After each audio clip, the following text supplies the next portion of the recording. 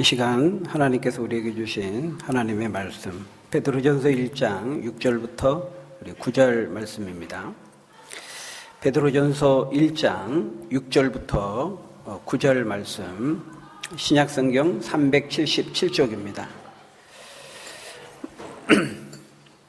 우리 한 절씩 교독하겠습니다. 베드로전서 1장 6절을 제가 읽습니다.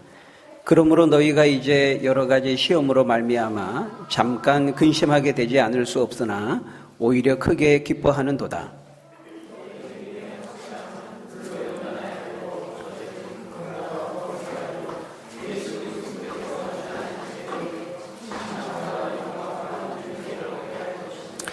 예수를 너희가 보지 못하였으나 사랑하는도다. 이제도 보지 못하나 믿고 말할 수 없는 영광스러운 즐거움으로 기뻐하니 곧 영혼의 구원을 받음이라.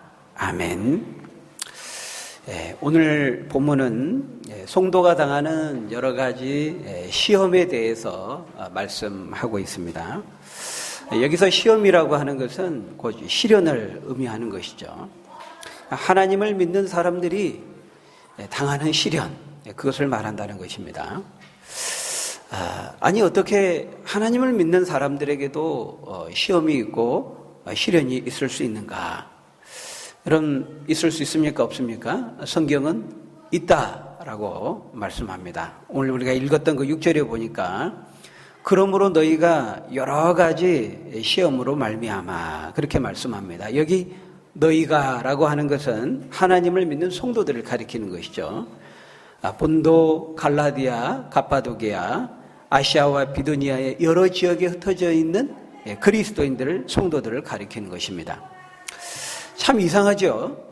하나님이 그토록 사랑하신다고 하시고 그토록 사랑하셔서 하나밖에 없는 독생자, 바로 그 아들을 아끼지 아니하시면서까지 그 아들을 희생시키면서까지 사랑하시고 지키시고 보호하시고 인도하신다 그랬는데 어떻게 그런 하나님의 자녀들에게 시험이 있고 시련이 있고 고난과 환난이 있을 수 있는가?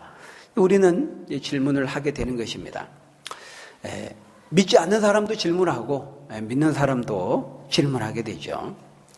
그렇지 않습니까? 하나님께서 그렇게 귀하게 여기셔서 자기 아들도 아끼지 아니하시면서 우리를 위해서 그렇게 사랑을 베푸시고 구원해 주신 자기 백성들이 어떻게 시련을 당하고 시험을 당하도록 내버려 두신다는 것인가? 그것도 그냥 시험이 아니잖아요. 그냥 시련이 아니고 뭐라고 말씀하고 있어요? 여러 가지 시험으로 말미암아. 그러니까 한두 가지 시험도 아니고 여러 가지 시험과 시련이라는 거예요.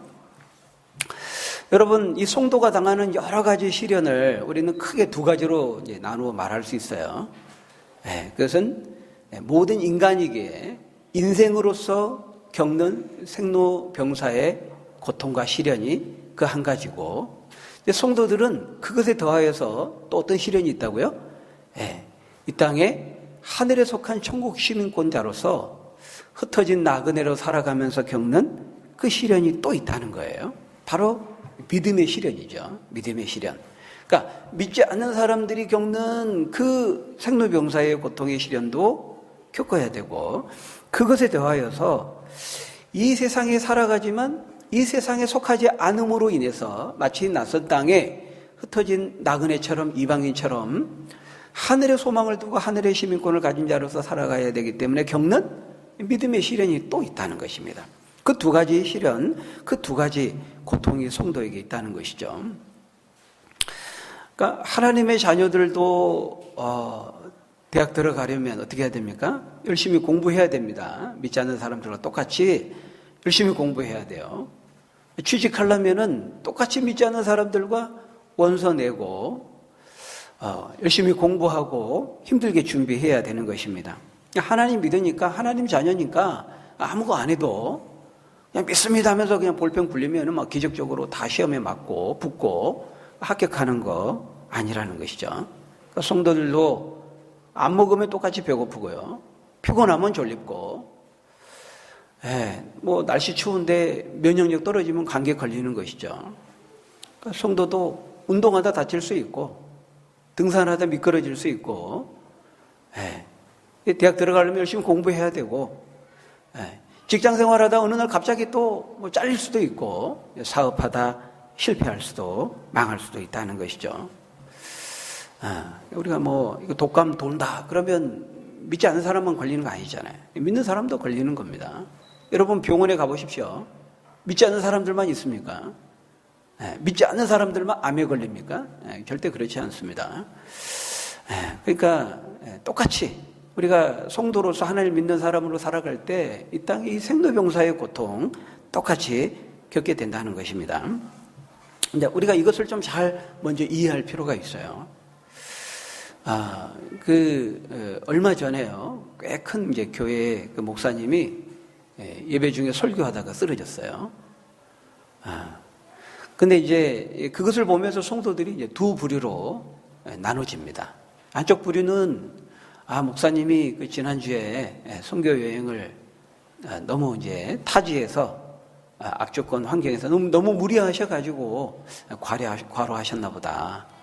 그러면서 이제 안타까워하고 이제 걱정하는 부류가 있고요. 또 한쪽 부류는 아니 목사님이 예배 중에 그것도 설교하다가 하나님의 말씀을 저는 설교하다가 어떻게 쓰러질 수가 있지? 저거는 분명히 틀림없이 하나님이 치신 거야. 뭔가 목사님이 하나님 앞에 우리가 모르는 뭔 죄를 지었든지 기도 안 하고 뭔가 지금 영적으로 문제가 있으니까 하나님께서 저렇게 공개적으로 치시고 징계하신 거지. 이렇게 정죄하는 사람들이 또 한쪽 부류가 있는 겁니다. 실제 제가 아는 분한테 들은 얘기예요. 우리 교회에서 가까이 있는 교회입니다. 수원에 있는 교회인데요. 큰 교회죠. 여러분 왜 사람들이 이렇게 생각할까요? 이렇게 쉽게 그렇게 생각할까요? 거기에는 기본적인 전제가 있는 겁니다. 그러니까 하나님 잘 믿는 사람에게는 절대로 시험이나 시련 같은 것은 있을 수 없다고 생각하는 것이죠. 하나님 잘 믿고 하나님이 보호하시고 인도하시고 축복하시고 함께 하시면 절대로 그런 시련이나 그런 어려운 일이나 인생에 안 좋은 일은 일어나서도 안 되고 일어날 수도 없다는 잘못된 생각을 가지고 있는 것입니다. 여러분 성경에 보면 누가 그런 생각을 합니까? 여러 사람들이 나오는데요. 대표적으로 욥기에 보면은 그 욥의 친구들이 그런 생각을 했었죠. 여러분 욥이 엄청난 재앙과 시련을 당했잖아요. 그때 그 친구들이 이제 욥을 위로한답시고 찾아옵니다. 여러분 욥이 어떤 시련을 당했죠? 하루 아침에 10남매 자녀들이 사고로 다 죽게 됩니다. 욥은 굉장히 부자였는데요.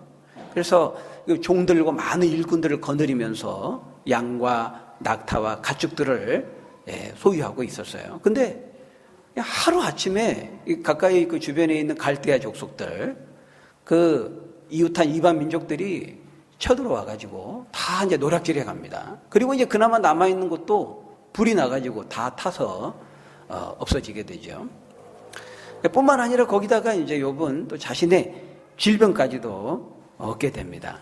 중병까지 얻게 되고요. 완전히 이제 쫄딱 망하고 빈털터리가 되고 아주 인생의 밑바닥과 비천한 자리로 떨어지게 돼요.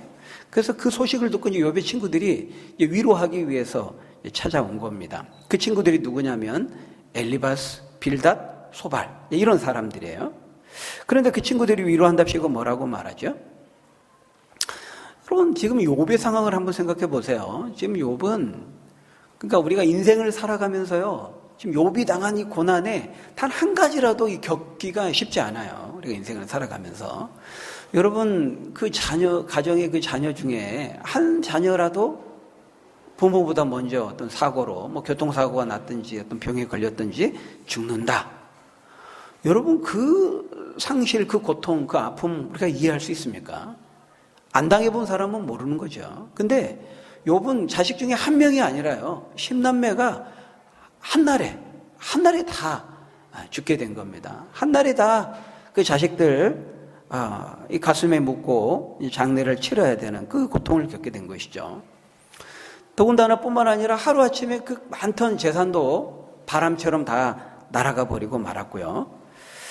거기다 그게 끝이 아니죠. 또 자신도 중병을 얻게 되고 또 뿐만 아니라 이제 남아있는 그 아내까지도, 부인까지도 욥을 욕하고 저주하고 원망합니다. 그러니까 모든 삶의 기반이 하루아침에 한순간에 다 무너지고 흔들리는 그 시련의 대참사를 겪게 된 것이죠. 근데 친구라는 사람들이 와서 하는 말이 무엇이었습니까? 예? 지금 욥은 왜 지금 자신에게, 왜 자신의 가정에게 이런 비극이, 왜 나에게, 우리 가정에 이런 불행이, 재앙이 일어나야 하는지 뭐 도저히 이해도 안 되고, 그것을 지금 받아들일 그 마음을 가눌 수도 없고 추스릴 수 없는 그런 상황이에요. 근데 지금 욥의 친구들이 와서 뭐라고 말하고 있어요? 야, 도대체 하나님 앞에 얼마나 큰 죄를 네가 지었으면은 하나님이 이렇게 크게, 이렇게 엄청난 재앙을 내릴 수가 있냐? 친구여, 욥이여, 빨리 네가 지은 그 많은 죄를 하나님 앞에 토설하고 회개하는 게 나을 걸세. 이렇게 말한 거죠. 완전히 그 상처난 데다가 고춧가루 뿌리는 겁니다.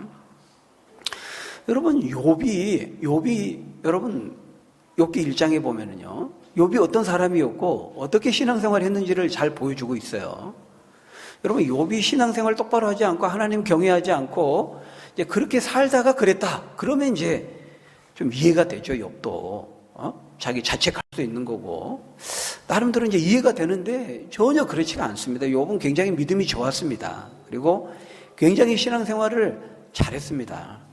우리가 욥기서를 이제 보면 아는 것처럼 욥은 굉장히 부자였음에도 굉장히 겸손했어요. 굉장히 겸손했고 자신이 가지고 있는 많은 소유들을 어려운 사람들, 이웃들에게 많이 자선을 베풀고 구제했습니다. 또 그 자녀들 이게 생일이 되면은요, 온 가족 다 모여가지고 축하하면서 함께 정을 나누는 아주 화목한 가정이었을 뿐만 아니라 생일이 끝나면은 그 자녀들 다 명수대로 하나님 앞에 예배하게 하고 제사 드리게 하고, 아이들이 그 부유한 가정의 환경 속에서 이 방자하지 않도록, 방탕하지 않도록 항상 이렇게 믿음의 훈육을 하는 그런, 교육적으로도 자녀들을 잘 이렇게 양육하는 그런 아주 경건한 가정, 또 믿음이 좋은 그런 경건한 사람이었어요, 욥이. 그런데 그런 욥에게 그런 시련의 그 재앙의 대참사가 일어났는데 친구라고 하는 사람들이 와가지고 하는 말이, 야, 하나님께서 이렇게 엄청난 재앙을 내리신다는 것은 네가 엄청난 죄를, 수없이 많은 죄를 범했기 때문이 아니냐. 빨리 네가 지은 큰 죄와 많은 죄를 토설하고 회개하는 것이 이 문제를 해결하는 길일 것이다. 이렇게 이제 와서 조언 아닌 조언을 그렇게 한 것이죠. 여러분, 지금도요, 오늘날에도 이렇게 이 욥의 친구들처럼 어떤 시련과 우리가 고난을 이해할 때 단순하게 이렇게 생각하는 사람들이 많이 있습니다. 예수 잘 믿으면 만사형통하고, 만사형통하지 못한다는 것은 똑바로 신앙생활하지 않는 결과다. 이렇게 생각하는 것이죠. 여러분, 큰 맥락에서 보면은 그 예수 그리스도 안에 있는 자에게 만사형통한다, 이 말이 이제 맞습니다. 이제 큰 맥락에서 볼 때에는 어떤 점에서 그렇습니까? 예수 잘 믿으면 어떤 시련도 고난도 인생의 어려움도 없다는 측면에서 만사형통이 아니라, 고난과 인생의 시련과 어려움이 있어도 내가 그리스도 안에 있고 그리스도께서 내게 감당할 능력을 주시면 내게 능력 주시는 자 안에서 내가 모든 것을 할 수 있느니라. 그 말씀처럼 하나님이 함께 하시기만 하면 어떤 상황이든지 어떤 만사들도 내가 넉넉히 이기고 승리할 수 있을 거야. 좋으시고 선하신 그 하나님께서 이 모든 이 상황들을 전화위복이 되게 하실 거야. 이제 그런 차원에서 어떤 일이든 모든 만사가 다 형통할 수 있다.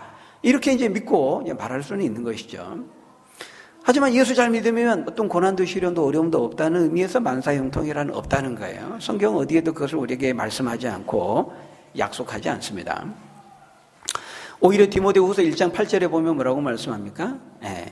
오직 하나님의 능력을 따라 복음과 함께 고난을 받으라, 이렇게 말합니다. 사도행전 14장 22절에도 하나님 나라에 들어가려면 많은 환난을 겪어야 할 것이라, 이렇게 말하죠. 여러분, 우리가 히브리서 11장에서 이미 살펴보았잖아요. 믿음으로 살 때 어떤 경우에는 막 기적적인 능력을 나타내고 불의 세력을 멸하고 사자의 입을 막고 막 그런 기적적인 능력으로 승리하지만 또 어떤 경우에는 똑같이 믿음으로 나아갔는데 조롱과 멸시를 당하고 또 채찍질을 당하고 결박을 당하고 옥에 갇히는 시련을 당하기도 한다. 우리가 그거 살펴보았습니다. 그래서 우리가 이것을 잘 이해할 필요가 있는 것이죠. 여러분, 우리가 성경을 통해서 하나님 우리의 믿음과 시련에 대해서 많은 곳에서 말씀하시고 가르치시고 교훈하시는데요. 여러분, 성경에는 특별히 세 가지 시련에 대해서 우리가 말씀합니다. 첫 번째는 우리가 죄를 범했을 때 죄와 불순종에 대한 그 심판으로서 주어지는 징계의 시련이 있습니다. 징계의 시련.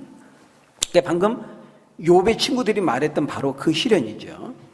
하나님은 우리가 죄를 범할 때, 불순종할 때 그 징계로 시련을 주세요. 아주 대표적인 예로 어떤 것이 있어요? 이스라엘 백성들이 광야 40년 그 배회하면서 광야 생활을 해야만 했잖아요. 바로 이제 그게 좋은 예죠. 왜 그들이 그렇게 되었습니까? 10여일이면은 그냥 들어갈 수 있었어요. 그런데 10여일이 아니라 40년이 무려 걸린 겁니다. 왜 그렇게 되었죠? 하나님께서 가서 저 젖과 꿀이 흐르는 가나안 땅을 취하라. 믿음으로 취하라. 이렇게 이제 하나님 명령하셨는데 이스라엘 백성들이 들어가기 직전에 그 가데스 바네아에서 12정탐꾼을 보내가지고 그 정탐꾼들이 와서 보고를 하는데요. 그 정탐꾼 10명의 정탐꾼 여호수아와 갈렙을 제외한 10명의 정탐꾼이 뭐라고 말했습니까?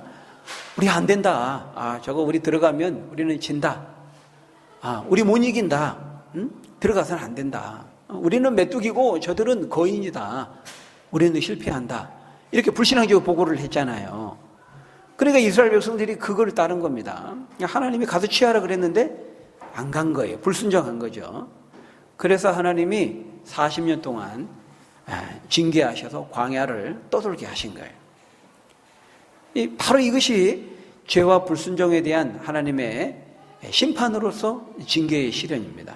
또 유다 백성들, 또 이스라엘 백성들이 하나님께 불순종하고 우상 숭배하고 말씀을 떠나서 아수르에 의해서 나라가 망하고 또 바벨론에 의해서 나라가 망하고 포로되었죠. 포로되어서 그 고통과 시련을 겪지 않습니까?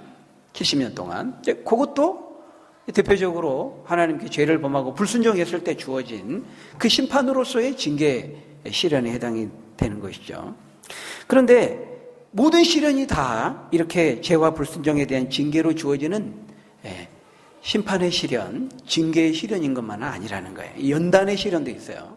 두 번째는 연단의 시련이라고 우리에게 말씀하고 있어요. 방금 우리가 봤던 욥이 당한 시련이 바로 대표적인 경우죠. 어떤 특정한 죄를 지어서 그 죄에 대한 징계로 주어진 시련이 아니라 그 시련을 통해서 우리를 더 연단하고 더 훈련하고 더 믿음 안에서 강한 하나님의 사람으로 연단시키고 준비시키기 위해서 우리에게 시련을 또한 주신다는 거죠.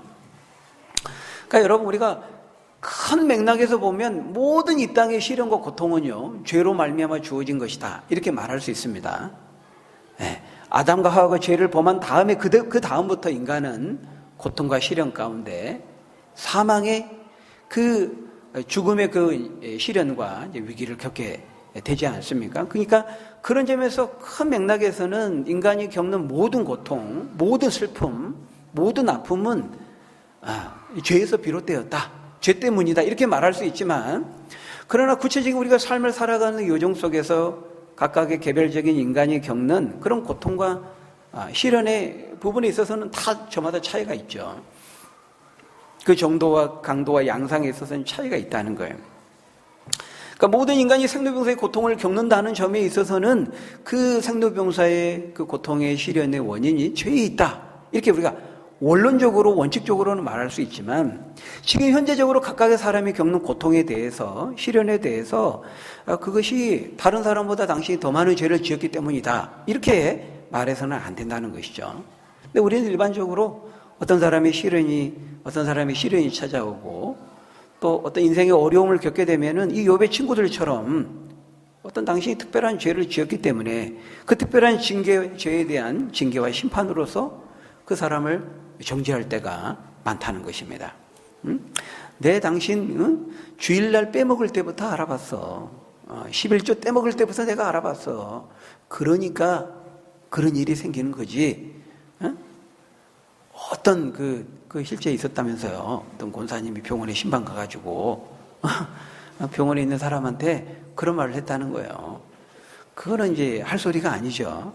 그 사람의 내막 자세한 상황을 어떻게 알 수 있습니까? 그러니까 우리가 그런 부분들 함부로 그렇게 하면 안 되는 거예요. 시련은 죄에 대한 불순종에 대한 심판으로서의 징계의 시련만 있는 것이 아니라 연단과 훈련의 시련도 있다는 거예요. 무엇보다 우리가 욥의 경우를 통해 잘 볼 수가 있죠. 욥이 굉장히 좋은 신앙이 좋은 상황 가운데서도 이런 시련이 주어진 것은 하나님께서 심판하기 위해서, 징계하기 위해서가 아니라 뭐라고 말씀하고 있습니까? 욥기 그 23장 10절에 보면 그렇게 말하죠. 그러나 내가 가는 길을 오직 그가 아시나니 그가 나를 단련하신 후에는 내가 순금같이 정금같이 나오리라. 이렇게 욥이 고백하거든요. 하나님께서 욥을 정금같이 순금같이 모든 영적인 불순물들을 제거하고 더 신실한 하나님의 사람으로 준비시키기 위해서, 구비시키기 위해서, 빚어가기 위해서 그런 시련을 주신 것이지 어떤 죄에 대한 심판과 징계의 시련은 아니었다는 거예요. 그리고 이제 마지막 세 번째 시련이 뭐냐면 이제 섭리적 시련입니다. 섭리적 시련. 오직 하나님만이 아시는 시련. 이렇게 말하고 싶어요. 요한복음 9장에 보면은 이제 그 예가 나오죠. 요한복음 9장 1절에 보면은요, 태어나면서부터 맹인으로 태어나면서부터 맹인으로 그 시련을 가지고 태어난 사람에 대한 이야기가 나와요. 그러니까 이런 부분들은요, 우리가 참 이해하기가 어렵습니다. 태어나면서 막 쌍둥이로 막 태어나고, 이거는 죄에 대한 징계라고 보기도 어렵고, 그 사람을 더 강하게 하기 위해 연단이라고 보기도 어렵습니다. 이거는 설명이 안 되고 이해가 참 안 되죠. 그것에 대해서 성경은 예수님이 뭐라고 말씀하셨냐면 요한복음 9장에 보면 이 태어나면서부터 소경으로 맹인으로 태어난 사람의 이야기가 나오는데요. 길을 가다가 제자들이 그 사람을 보고 예수님께 질문합니다. 예수님, 라삐요, 저 사람이 태어나면서부터 맹인으로 태어난 것은 저 사람의 죄입니까? 저 부모의 죄입니까? 이렇게 물어보죠. 예수님이 그거는 저 사람의 죄도 아니고 그 부모의 죄도 아니다. 그거는 하나님께서 저 사람을 통해서 놀라운 큰 일을 뭔가 행하고자 하십니다. 예수님이 이렇게 이제 답변하시거든요. 그러니까 우리가 이해하기 어려운, 참 납득이 안 되지만 뭔가 하나님이 그 사람을 통해서 이루고자 하시는 어떤 계획하심이 있다는 거예요. 하나님의 어떤 주권 가운데 우리가 이해하기 어렵고 생각하기 어렵고 받아들이기 어렵지만 하나님이 그 사람을 통한 어떤 놀라운 계획을 가지고 그 사람을 통해서 뭔가 큰 일을 행하시기 위해서 하나님이 그런 고난과 시련을 주셨다. 성경은 이렇게 말씀하고 있어요. 참 그러면서 참 그런 데 이해가 되지 않습니다. 잘 우리 입장에서는. 그러나 성경은 예수님도 그것을 그렇게 말씀하고 있다는 거예요. 그렇기 때문에 여러분, 우리 인생에 닥치는 시련과 고난에 대한 이런 부분들이 성경이 이렇게 다양하게 여러 각도에서 많은 말씀들을 하고 있기 때문에요, 우리가 이 고난과 시련에 대한 문제만 생각하더라도 생각할 것이 고려해야 될 것이 많아요. 근데 이제 무식하면 용감하다고, 그러니까 우리가 너무 쉽게 다른 사람의 시련과 고난에 대해서 판단하거나 정죄하거나 함부로 이렇게 말하는 것은 그 바른 태도가 아닌 것이죠. 그러니까 안 좋은 일이 생기면 뭐 죄 받았다, 벌 받았다, 막 이런 거, 그런 것은 절대로 바른 태도가 아닙니다.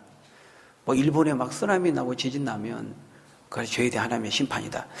근데 우리도 막 태풍이 일어나요, 그죠? 그러니까 우리의 그 인격적인 정서는 이해가 됩니다, 그죠? 그러나 이제 어떤 것을 우리가 볼 때, 어떤 다른 사람의 재앙이 닥쳐 어려움이 닥칠 때 너무 섣불리 그것을 하나님의 심판이다, 천벌을 받았다, 막 이런 식으로 그렇게 이제 하면은 안 되는 것입니다. 그건 바른 태도가 아니죠. 위로하고 같이 기도하고 아파하고, 이것이 이제 더 바른 태도라고 말할 수 있어요. 자, 어쨌든 다시 오늘 본문으로 돌아왔어요. 오늘 본문에서 말씀하는 이 성도가 당하는 시련은 어디에 해당될까요? 바로 이 두 번째 시련에 해당이 되는 것입니다. 그래서 7절에 이렇게 말씀합니다. 우리 7절 한번 같이 읽어볼까요? 7절 시작. 너희 믿음의 확실함은 불로 연단하여도 없어질 금보다 더 귀하여 예수 그리스도께서 나타나실 때에 칭찬과 영광과 존귀를 얻게 할 것이니라. 여러분, 하나님을 믿는 성도에게도 시련이 있다는 거예요. 인생이기 때문에 생로병사의 시련이라든지 또 믿음의 시련이라든지 둘 다 당할 수 있는데요. 오늘 본문은 특별히 두 번째 믿음의 시련에 초점을 두고 있어요. 그런 점에서 우리 하나님 믿는 성도들은요, 하나도 버릴 게 없는 겁니다. 어떤 시련이든지요. 하나님은 그 시련을 통해서 우리를 어떻게 하신다고요? 불로 연단하여서 금보다 더 귀한 사람으로 우리를 빚어가신다고 말씀하고 있어요. 그러니까 우리가 특별히 당하는 그 시련이 인생의 생로병사의 그런 시련도 하나님 우리를 그것을 사용해서 그렇게 만들어 가지만 특별히 우리가 주님을 위해서, 주님 안에서, 주님 때문에 받는 믿음의 시련이라고 한다면요, 하나님은 그것을 금보다 더 귀한 것으로, 가치 있는 것으로 여긴다는 거예요. 여러분이 예수님을 위해서, 예수님 믿는 것 때문에 예수님의 영광을 위해서, 복음을 위해서, 복음을 전하다가 복음 때문에, 말씀 때문에 그 말씀의 길을, 그 좁은 길을 가다가 그 믿음의 시련을 당할 때에는 불로 연단하여도 없어질, 사실 금이 잘 안 없어지죠. 그러나 금도 녹는 점이 있습니다. 녹기는 녹아요. 녹는 그 금보다도 더 귀하다는 것입니다. 여러분이 믿음의 시련을 당할 때 하나님은 그 시련을 당하는 여러분들을 그처럼 귀하게 여기신다는 거예요. 그래서 그 시련 가운데도 끝까지 믿음을 지키며 주님 오실 때까지, 그리스도께 나타나실 때까지 그 믿음을 지키고 간수하는 사람은 어떻게 된다고요? 칭찬과 영광과 존귀를 얻게 할 것이라, 이렇게 말하고 있어요. 언제요? 그리스도께서 영광 가운데 나타나실 때에. 이거는 미래적인 것입니다. 미래적인 거. 지금 당장 아니죠. 미래적인 거예요. 그래서 여러분, 우리가 이 성경을 통해서 이 약속하신 것들은요, 지금 당장 현재 내 삶의 그 과정, 내 인생의 그 기간 안에 모든 것이 다 이렇게 드러나고 다 현실화되고 다 이렇게 나타나는 것은 아니에요. 그렇죠? 여러분, 우리가 삶을 살아가면서 내 인생이라고 하는 그 여건 기간 속에 모든 것들이 다 나타나고 이게 다 증명되고 즉각 다 이렇게 보여진다면은요, 그러면 사실은 믿음이라는 것은 필요가 없습니다.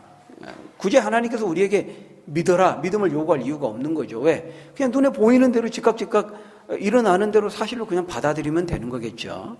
근데 하나님은 우리에게 이제 믿음의 원리를 요구하시는 거예요. 오직 의인은 믿음으로 말미암아 살리라. 그래서 지금 당장 즉각 모든 것들이 다 우리 눈에 다 보이도록, 확인되도록 다 나타나지는 않는다는 거예요. 근데 우리들은 뭡니까? 우리 믿는 성도들은 뭐예요? 믿음은 바라는 것들의 실상이요, 보이지 않는 것들의 증거라 그랬죠. 우리는 눈에 보이는 것만을 보며 사는 자들이 아니라 보이지 않는 것을 보면서 사는 자들이라는 거예요. 그래서 8절에 이렇게 말씀합니다. 우리 8절 한번 같이 읽어볼까요? 시작. 예수를 너희가 보지 못하였으나 사랑하는도다. 이제도 보지 못하나 믿고 말할 수 없는 영광스러운 즐거움으로 기뻐하니. 우리 9절도요. 시작. 믿음의 결국 곧 영혼의 구원을 받음이라. 네. 그러니까 여러분, 우리는 눈으로 지금 다 확인하고 다 봤으니까 믿는 건 아닙니다. 그때는 믿음이라는 말을 쓰는 게 아니에요. 믿는다는 것은요, 지금 눈에 나타나지 않고 현실화되지 않는 것을, 내가 그것을 받아들이는 것, 그것이 믿는 겁니다. 제가 언젠가도 말씀드렸습니다만은, 예를 들어서 아까도 말씀드린 것처럼 막 예수 믿으니까요, 뭐 공부 안 해도 막 연표 굴리면 다 맞아버리고, 즉각 나타나잖아요, 그죠? 교회 한 주 출석할 때마다 막 이마에 주름이 한 개씩 펴지고, 늘 다이어트로 고민하는데 한번 출석할 때마다 1kg 자동 감량, 막 체중 조절이 되고, 1년 동안 한 번도 안 빠지고 개근 출석하면 1년 365일 마지막 주 예배 드릴 때 365 가닥이 딱 머리가 이렇게 나고, 그러면 즉각만 나타나잖아요. 1년 개근하더니 하나님 주셨네 그러면서, 이러면 얼마나 좋겠어요. 근데 이제 그리고 뭐 예수 믿는 사람들만들이 농사 짓는 땅에만, 밭에만, 논에만 막 비가 내리고 햇볕이 내리고, 그러면 다 눈에 다 즉각 보이잖아요. 이러면 참 좋을 것 같은데. 그죠? 근데 왜 하나님은 믿는 사람들에게 이렇게 고난과 시련을 당하게 하셔가지고, 그러면은, 안 믿을 것 같잖아요, 사람들이. 왜 하나님이 이런 방법을 쓰실까? 더 좋은 방법이, 더 효과적인, 효율적인 이런 방법을 놔두고 왜 하나님이 그렇게 하실까? 우리가 그렇게 생각할 수 있는데요. 여러분, 하나님은 우리가 보지 못하는 것을 보고, 우리는 땅에 있지만 하늘에 계셔서, 더 높이 계셔서, 더 멀리, 더 정확히 더 많은 것들을 보신다는 거예요. 하나님의 깊으신 계획하심 가운데 그렇게 하시는 것입니다. 왜 하나님께서 우리에게 믿음의 시련을 주십니까? 우리를 강하게 하시기 위해서입니다. 성경은 그 용도를 여러 가지로, 목적을 여러 가지로 말씀하는데요. 오늘 본문과 관련해서 생각해 보면 우리를 강하게 하시기 위해서요. 여러분, 지금 세상이 얼마나 강해집니까? 지금 세상은 지금 죄로 인해서 점점 강해지고 있어요. 세상이 우리를 향한, 우리 성도들을 향한, 교회를 향한 도전이 갈수록 거세지고 격렬해지고 치열해지고 전략적으로 교묘해지고 있습니다. 세상이 죄악으로 강해질 때 우리 성도들은 무엇으로 강해져야 될까요? 믿음으로 강해져야 되죠. 내성을 기르고 믿음의 내공을 우리가 훈련해야 돼요. 조금만 어려움이 있으면 넘어지고 실족하고 믿음을 잃어버리고 이런 약한 사람들이 되면 안 된다는 거예요. 그러니까 하나님은 우리를 강하게 믿음의 전사로 훈련하시기 위해서 우리에게 믿음의 시련을 허락하시는 거예요. 여러분, 우리 삶의 상황을 한번 보세요. 얼마나 세상이 여러 가지 방법으로 우리를 시험하고 도전합니까? 물질로, 돈으로 우리를 유혹하고, 성적으로 우리 오늘 시대의 성도들, 사람들을 유혹하고 미혹하지 않습니까? 육신의 정욕과 안목의 정욕과 이생의 자랑과 각종 그 육신적인 소욕을 사용해서 우리를 넘어뜨리기 위해서 도전하고 있다는 거예요. 과거 옛날에 어떤 물리적인 그런 신앙의 박해보다도 지금 우리가 처해 있는 현실이 더 심각합니다. 무엇보다도 지금 세상이 교회를 향해서 얼마나 많이 지금 손가락질하고 욕하고 대적하고 적의를 나타냅니까? 물론 교회가 잘못해서 그런 빌미를 준 것도 있어요. 그렇지만은 성경은 두 가지를 말씀하죠.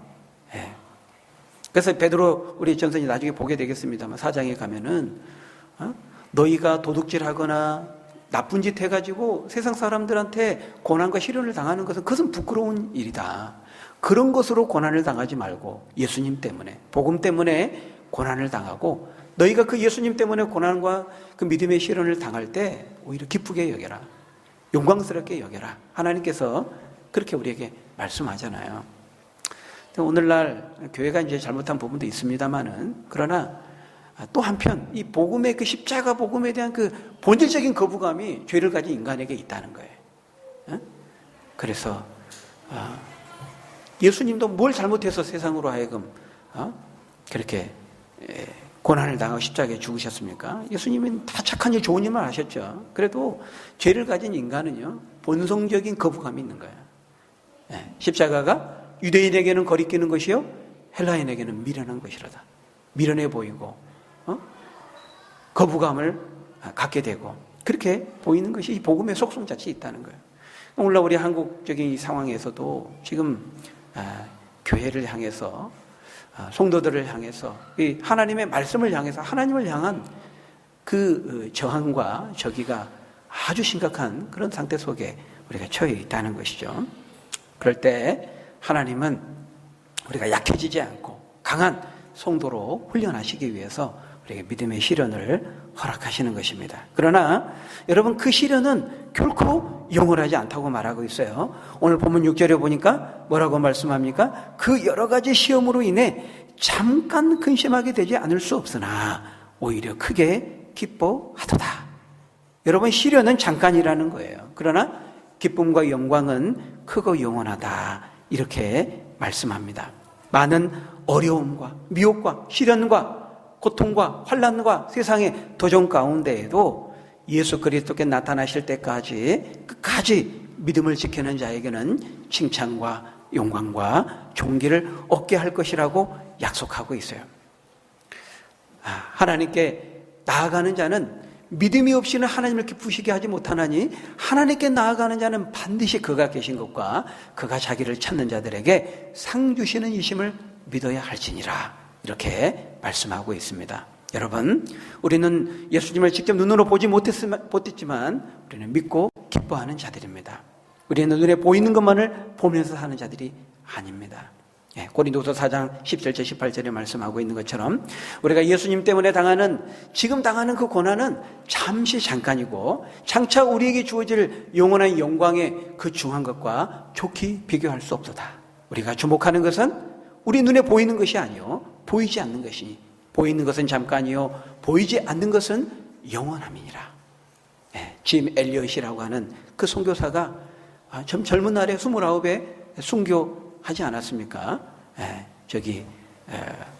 아우카 부족에게 가서요. 근데 그 일기장에 뭐라고 썼냐면은 영원한 것을 얻기 위하여 영원하지 않는 것을 포기하는 것은 결코 어리석은 것이 아니다. 이렇게 말하고 있습니다. 우리는 당장 지금 현실화되어 있는 그 눈에 보이는 것만을 보면서 하는 자들이 아니고 믿음을 가지고 눈에 보이지 않지만 분명한 것, 확실한 것, 믿음의 이 확실한 것을 우리가 붙잡고 살아가는 자들입니다. 오늘 여러분에게 주어진 삶의 상황이 어떠한지 모르겠습니다. 어떤 시련의 상황에 처해 있다 할지라도 흔들림 없는 믿음을 가지고 좌로나 우로나 치우치지 말고 끝까지 보이지 않는 영이신 하나님 바라보고 하나님 약속 말씀 붙들고 이기며 승리하며 나아가는, 그래서 주님 다시 오셔서 그 칭찬과 존귀와 영광을 나눠주실 때 그 어린 양의 혼인잔치에 같이 동참할 수 있는, 참여할 수 있는 축복된 믿음의 사람들이 다 되시기를 예수님의 이름으로 간절히 축원합니다. 기도하겠습니다. 좋으신 아버지 하나님, 감사합니다. 너희가 믿음의 시련으로 인해 잠깐 근심하지 않을 수 없으나 크고 영원한 기쁨에 참여하게 될 것이라고 말씀했습니다. 어떤 믿음의 시련의 상황에 처할지라도 우리가 믿음을 잃지 않게 하시고 인자가 올 때 믿음을 보겠느냐, 오직 의인은 믿음으로 말미암아 살리라 말씀하신 것처럼 믿음으로 살고 믿음으로 이기고 승리하는 믿음의 사람들 다 될 수 있도록 축복해 주옵소서. 예수님 이름으로 기도하옵나이다. 아멘.